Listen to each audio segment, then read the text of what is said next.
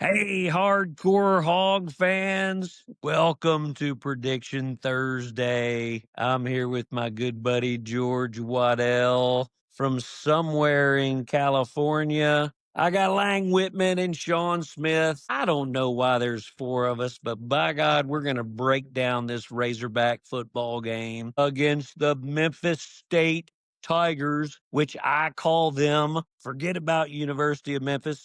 George, take it away, baby. What you got? Hey, buddy. Yeah, joining you from Beverly Hills today and still kind of licking my wounds from last week, hoping we bounce and in bouncing like Tigger. Listen, I'm down south in West Point, Mississippi. I'm at a Mossy Oak event with Flyway Beer. Any of you folks that are going to the Memphis State game this weekend, you got to go to Flyway Brewing Company on Monroe Street. It's 13 minutes from the stadium. Perfect place to get a beer and have some food. Lang, I'm going to pass it to you, brother. What do you think's going on for this game, and what's your prediction? I got a lot to say about this game. As far as who wins, I haven't even decided that yet. One thing I feel pretty solid about is that this game's going down to the last 5 minutes. I think the Razorbacks going to play a lot of games like that this year. Can't trust this defense, especially against a competent offense, and every game's going to be a struggle. I can appreciate that, and you're not going to give me a score yet, so I'm not going to beg it from you. Sean, what do you think? Well, I want to start with a little personal story about Memphis. Back in 92, self and Bruce Susky, who you guys know, we decided we were going to go to two college football games in person in two different states on the same day. So we went to Jonesboro and we watched Southern Illinois Salukis play the Arkansas State Indians in the morning. And then we drove over to Tennessee and watched the Arkansas Razorbacks play the Memphis State Tigers. Now, unfortunately, Memphis State won that game 22-6. That was 1992. And a guy by the name of Ken Irvin, who later played for the Bills, he blocked 4 punts by himself. Never blocked another punt the whole year. So my first prediction is they're not going to block 4 punts on it today. I'll wait till later till you come back to me for my prediction. I love that. I love it. Hey, so guess what, George? I'm going to circle back around to you, my brother, and you are going to give the first prediction. Yeah, I'm And- going to give the first prediction. That's the way it should be. And I have a lot. Here's what I think is going to play out. I think Memphis State is going to try to grind the ball on the ground, and they're going to try to shorten the game by keeping it on the ground, keeping the clock running, keeping our offense off the field. So I think it's going to be a lower scoring game, but I do think that Arkansas will be 31 and Memphis State's going to be 21. I think we're going to win 10 points. Okay, I can go with that. Lang, where are you at on the deal? Well, I mean, I've got a list of issues here that Arkansas is walking into this week. One, it's going to be a letdown spot for Arkansas. Coming off the tough loss, 2 games in a row, the Arkansas State game and last week, the team was up real high for those games and played well, went 1-1. This is a flat spot for Arkansas. It is also a rare spot where it's a look-ahead spot to the big game next week at Notre Dame. You see teams every week in college football have low spots and look-ahead spots. This is a rare game that is both for Arkansas. Memphis will obviously be up for this game. They get an SEC team coming to their stadium. They're going to be jacked up and ready to roll, and Arkansas cannot come out and go through the motions in this game. They've got to somehow dial it up for a third straight week, and I think that's going to be hard. 11 a.m. kickoff. That's going to favor Memphis. I got off ESPN this week. Memphis they practice in the mornings every day. That's where their practice time is. It's in the morning. They will come prepared at the kickoff. Arkansas cannot come out sleepwalking and fall behind 10 or 14-0. And then, like I mentioned before, Arkansas with this defense, you can't really trust them to be a lockdown defense against a decent team. Vegas has this as a 5.5 point game when they opened the lines. Now it's 7.5. I looked back last week. There was 7 games in college football with a spread between 6.5 and 7.5 points. 7 games. The favorite won 3. The underdog won 4 of those games. I hope that's the case this week. And Arkansas is one of the teams that can win. I'm going 38 Arkansas, 35 Memphis, another nail biter. And we all know that Memphis is capable of scoring. They've scored more than 20 points in their last 17 games in a row. So they are capable of scoring, and I don't disagree with where your score is. Sean, what do you think, buddy? Thanks, Rick. So far, I don't disagree with anything I've heard George or Lang say. The overall series is 3-2 Memphis. Believe it or not. Haven't played them a whole lot. I do think Lang is right about the early kickoff and kind of the intangible things favor Memphis. I think overall, though, the talent, this Memphis team, they went 11-2 last year, and Ryan Silverfield, their coach, is 5-21, but they're not like an NIL juggernaut. Lang, you probably know the exact number, but I want to say they only got 6 or 7 starters coming back from that 11-2 team, something like that. I saw. I think it's only 5. 5. Okay, I yeah. think they have like 60 new players. Right. But So they're also a winning program. They're 25-5 their last 30 games. yeah. So they're somewhere between Arkansas State and Ole Miss. I mean, if you look at the talent level, so Yeah, Arkansas has the talent edge. Memphis is probably going to have the intangible edge of this. What I think is going to happen is it's going to be pretty tight down into the third quarter, but hopefully, and this is what I believe, the overall talent, size, and speed, and especially Taylon Green. Best player on the field will be Taylon Green Saturday. He'll take over, make some big runs. I think most of us that follow this kind of stuff know they run this weird 3-3-5 defense, but that doesn't mean they're going to rush 3 every time. I watched some of their tape, and they rush 4 just about as many times as they rush 3. Only it's one guy off the edge or the other that's kind of in a stand-up position. If Trino's calling the plays, eventually he's going to dial up something 2 or 3 times in the game. There's going to be some big play opportunities for Taylor, especially because if they don't keep gap leverage, nobody on the Memphis side is going to be able to handle Green's size and speed. Other thing is when they only rush 3, he's tall enough to kind of see over that. I do worry. I don't want him forcing anything in and throw a pick. I'd rather just see him pull it down and run instead of forcing when they only rush 3.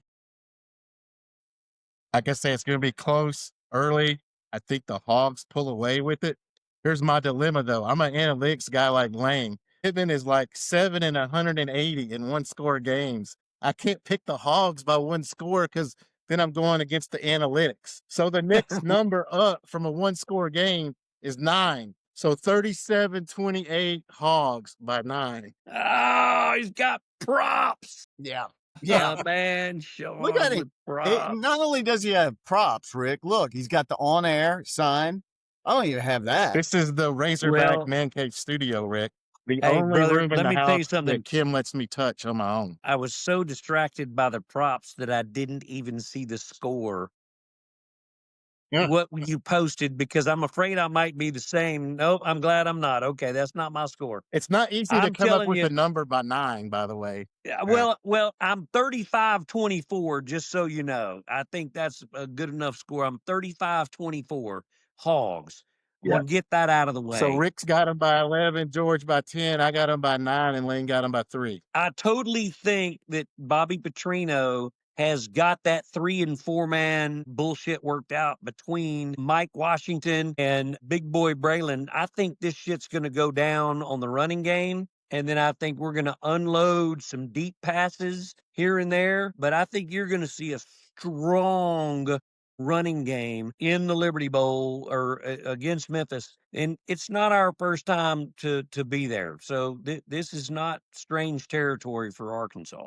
So I stick with my score, and I think that's going to be great. Now, we got that shit out of the way. Here's what I think we need to do, boys. And I hope I'm not surprising you too much and you don't have your research in front of you, but I do want to unwind a little bit about the Ole Miss game. I want some raw commentary on the Ole Miss game. I've got my thoughts. And then also, hey, let's not let this show get out of control, but I want to talk about what Hunter Yurachek had to say at the Little Rock Touchdown Club on Monday.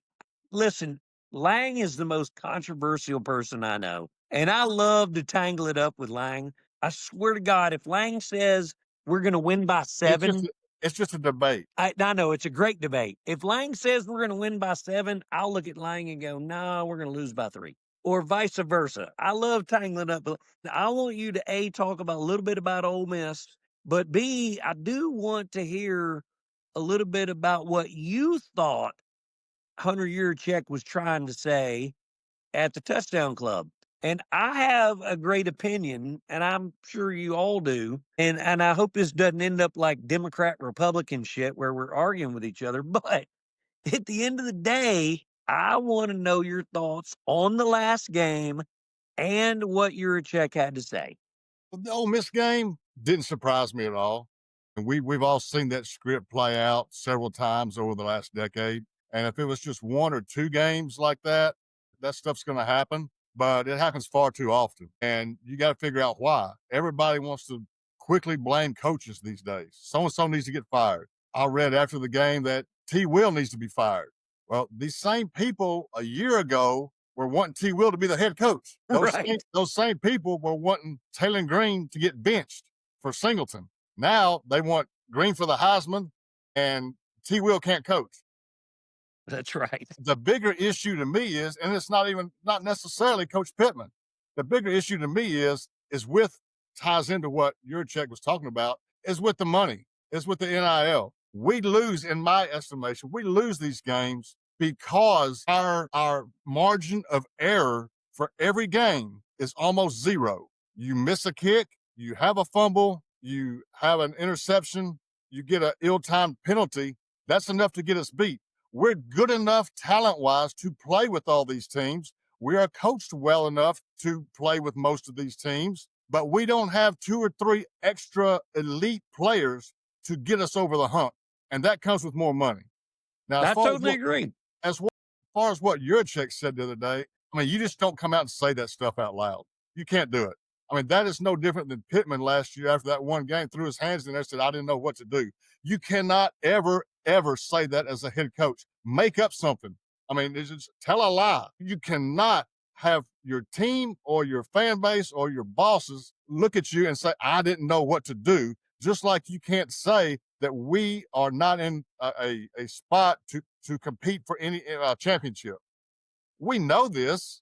I mean, he's not breaking any barriers here. And my whole life has never been in a spot to where in a 4-game stretch in 4 weeks, we could possibly beat USC, Miami, Georgia, and Ohio State. That's not going to happen, okay? But can Arkansas get to can Arkansas get to a year where they go 10-2 and make the playoffs? Absolutely. We've seen Arkansas be able to do that before, and somehow, some way, we've got to get back to that point. Absolutely. Sean, what do you think? On the Ole Miss front, I mean, Pittman kind of said something like Lane was talking about, like he got aggravated with the reporters in the press conference. Like, I don't know, tell me what to do. The offense is fine. Petrino's running the show over there. I do wonder about our defensive coaches' ability to make adjustments throughout the game. I think they did some at halftime because Ole Miss did slow down on the scoring. But there was just like bust after bust after bust in the first half, missed assignments. And even, I saw some clips of lack of effort by some of the defensive backs trying to, they might have been 10 yards behind the guy running, but you still got to chase hard because you don't know what's going to happen at the end of the play until the ball's over the goal. And there have been players drop the ball celebrating if you're not there to pick it up. So you got to keep hustling. So I don't know about that. I'm confident about the offense. Like we all know, the defense lacks some depth, and especially up front when you compare to other SEC teams. So we had a shot to beat Ole Miss. I mean, that's the positive side of it.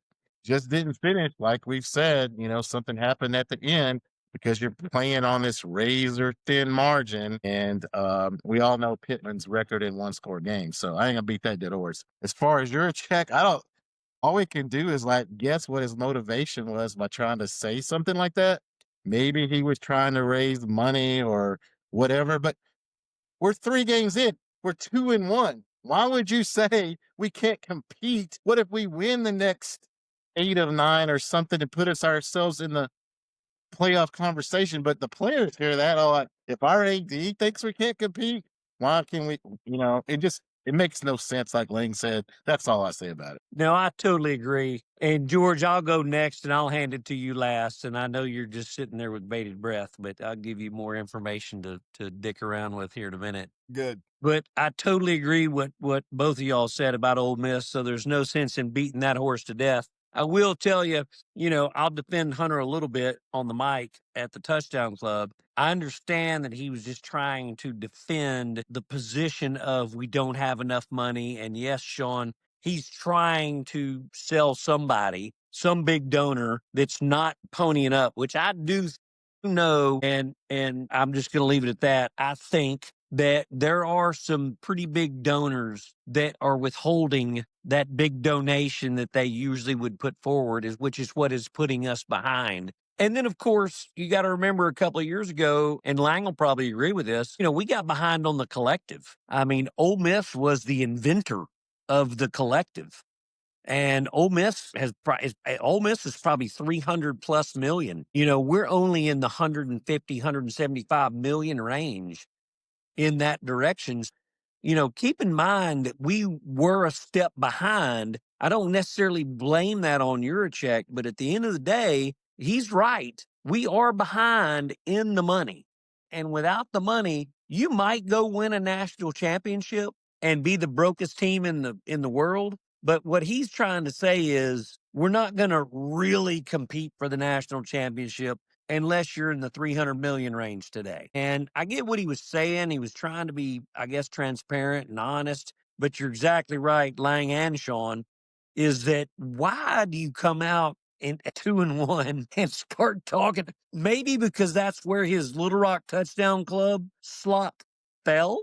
And he probably planned that speech even before the season started because he knows what the deal is. But at the end of the day, I didn't necessarily like what he had to say, but I get what he had to say. Let me put it that way. So other than that, as far as the Ole Miss game goes, just typical Arkansas lore. We fumble the ball with a minute and change, whatever. I could have told you on the last drive, anybody else could, for the last 30 years, we're going to fumble the ball and lose the game. It's over. So whatever. I go with those stats. George, what you got, buddy? You're absolutely right. It's like being on fucking Gilligan's Island, No shit. You think you're going to get off the island. Every episode comes in, there's this great chance we're going to get off the fucking island. We got these get off the palm leaves. island. We got You these get off the palm leaves island. all spelled out that says, help me. Yeah. Help me. Yeah. I mean, you got people dropping on airplanes and getting rescued in one episode. And So being a Razorback fan is kind of like being on Gilligan's Island. It's, what's going to happen.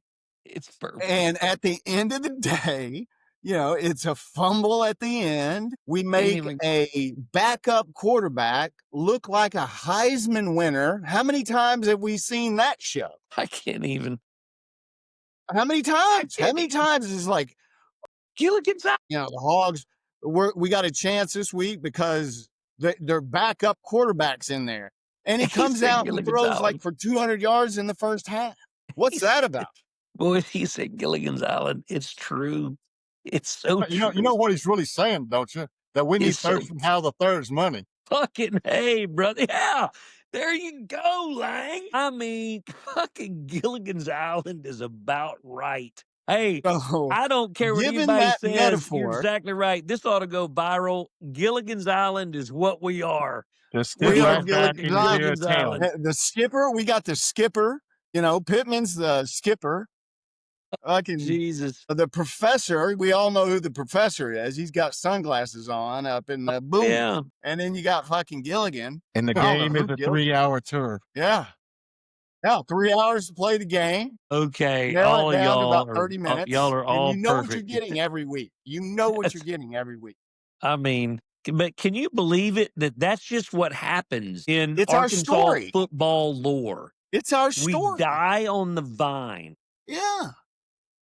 because we're always but decent, but that's we're what I not think about quite the good Ole enough. Miss game. It's just so disgusting to have to sit there and know that you're going to have to sit there for another week on this island. Hey, And Sean, do you think anybody knows how hard it is to be a Razorback fan? I mean, for real. I think so. I mean, we're all here. We've been I living it think there's a for. lot of empathy. I went to my first game here in Little Rock in 1973 when I was 5, and we lost 30-7 to Texas Tech, and it didn't deter me as a kindergartner. Yeah. Hey, Yeah. I mean, look at George Waddell, for instance. George lives in Beverly Hills, California, and he cries every day because he's a Razorback fan. He wakes up and just cries because he's a Razorback fan. And then he comes on this podcast and gives the best he's got. And, he gets disappointed time and again. It's about half the time. About half the time. Yeah, half. But here's the thing, I live in Beverly Hills and I'm very close to a lot of very religious institutions around here that don't dig on pig. So I do have to kind of mind my P's and Q's, if you know what I mean. Yeah. Lord. Well, I think we've done a pretty good job. We've got some time left. I mean, Lang, I know you've been holding your breath there. I can see that you're ready to just freaking lay out on some Well, Arkansas fans. Let's hear it, buddy. I want to say one thing before I let go. Taylor Green's the number 1 rated quarterback in the SEC. Saw that today. He's Taylor Green. he leads Your the Arkansas country Razorback right now quarterback. in yards per game. Yeah. He's the 16th. He's got 16th in passing yards. He's number 11 in the country in rushing yards. That's counting running backs too. He's nearly a top 10 rusher in the country. So, like Sean said earlier, Green can obviously be the lightning bolt, the difference maker in this game against Memphis, because Memphis doesn't have an answer for him.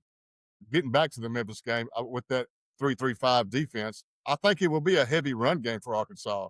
A light box like that could be a big game for Washington and Russell and Green on the keepers. I was a little concerned at the end of the game. The last 4 drives of the game, Green kept grabbing that right hamstring. I don't know if that's a cramp, if he was felt a little twinge or something. Hopefully it was just a cramp because it was a hot night and stuff like that. But we don't need any pulled hamstrings out of him. No, hey, all the reports I heard, truly, and this is coming from the sources, is that was just a cramp. Okay. I got good sources. I mean, straight from the AD's office. That was just a cramp. He's not hurt.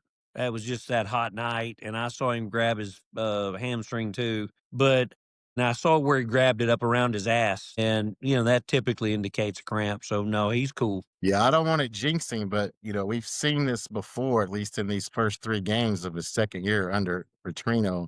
Almost all these quarterbacks improved, quite a bit from their first year to the second year, because I have no idea what it takes to learn Petrino's offense, but I know this from watching it. It can't be easy with all the reads and stuff, and it takes time. You hear these guys come on the radio like Tyler Wilson and even Mallett before he passed away. They would talk about that. It's like it took me a whole year to understand what our reads were, and so I'm thinking that's what's happened with him. And I expect a big game from him.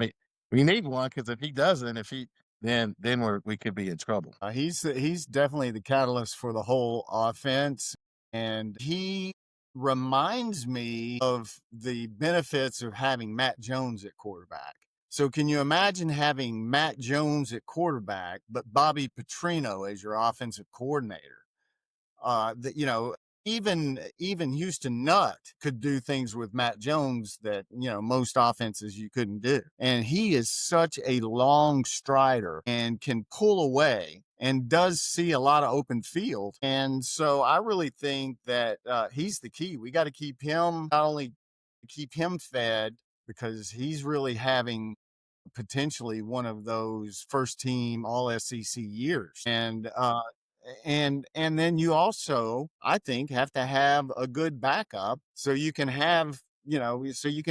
spell this guy out, because it's a long season, and being 6'6", is dangerous on a football field because that's a long target. I have noticed he's getting down quicker than he did last year. He's picking the right spots to do it. I mean, he's going down after he's got the first down or whatever. He's not putting himself, at least these first 3 games, like he was last year in some situation. He's getting down when it's appropriate. Mind him, hurdling guys, you gotta I'd be rather him not. safe. We gotta have this guy.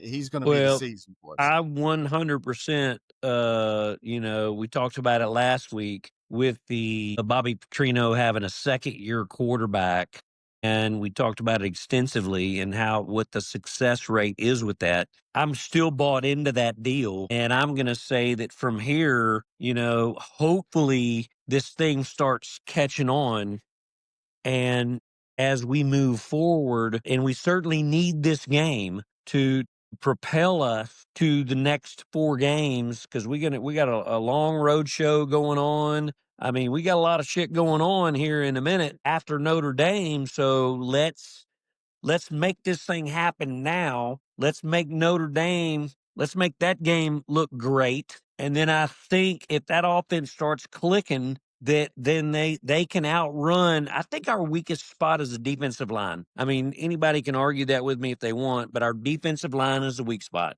I know our secondary got fucking scorched last week. I understand that. But I'm not selling off the secondary right now. I'm telling you, our D-line is weak. Our linebackers are strong. Our secondary had a bad game. But what I'm getting at is if we can get this offense clicking, none of that shit will matter because we'll be a scoring machine and we'll be 45 points a game. Well, That's last my week, take. T-Will tried things last week that didn't work on the defense.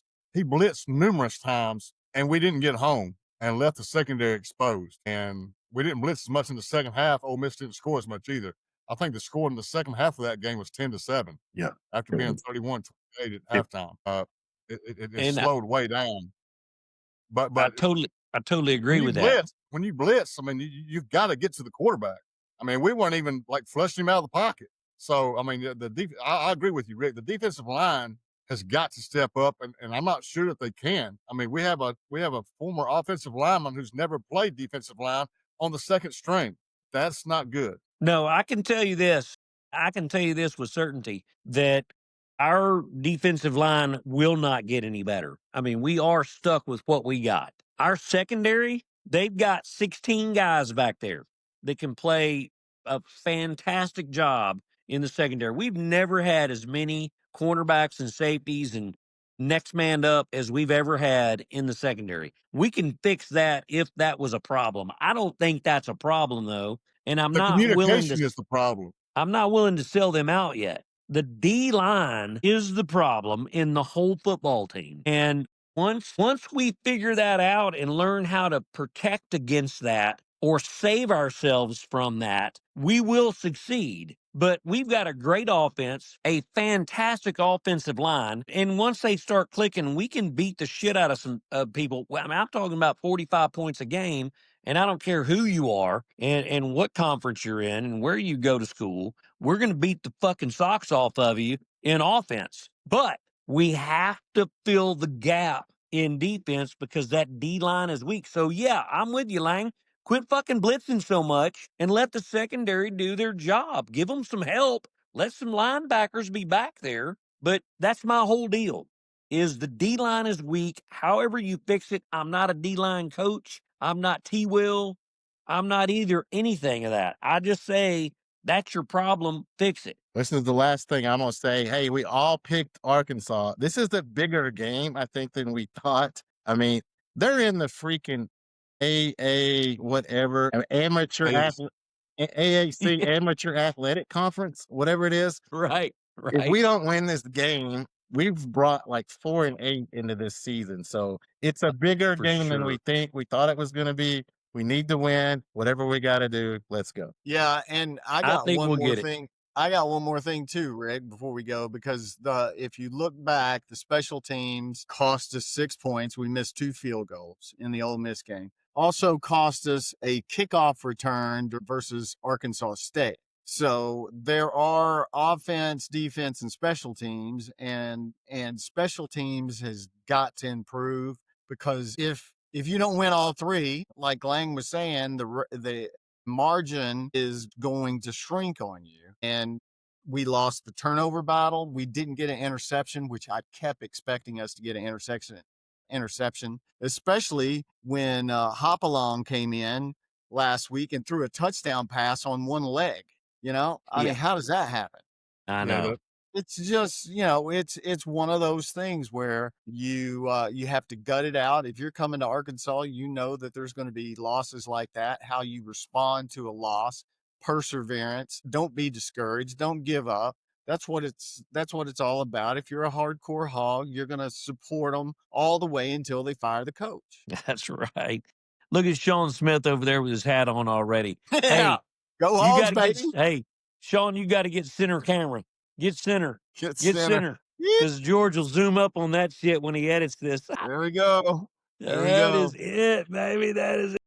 All right, gentlemen. Hey, Enjoyed it. Hey, enjoyed good it. time, boys. Go Hogs. Go Hogs. Good Let's show. go. Go Hogs.